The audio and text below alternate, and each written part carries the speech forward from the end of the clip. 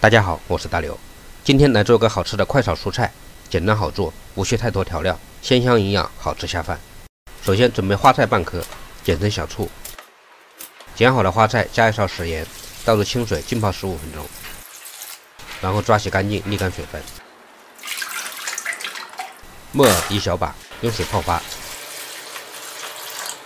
熟透的西红柿1个，像这样去掉外面这层皮，再切成西红柿丁。红椒半个，切马蹄片作为配色。锅里水开，加一点油和盐，倒入花菜和木耳焯水，焯熟后捞起备用。再打2个鸡蛋下锅炒散，炒成这样嫩一点的蛋花，盛出备用。重新热锅放油，将蒜末和小葱白炒香，然后倒入西红柿丁。炒至西红柿之后，倒入花菜、木耳以及红椒，再加盐、生抽、蚝油，大火翻炒入味。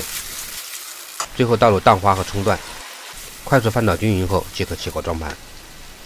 原汁原味，鲜香营养，吃了还不长肉，喜欢的可以试一试。更多家常菜，请关注“水柚做美食”。感谢大家的支持，我们下期再见。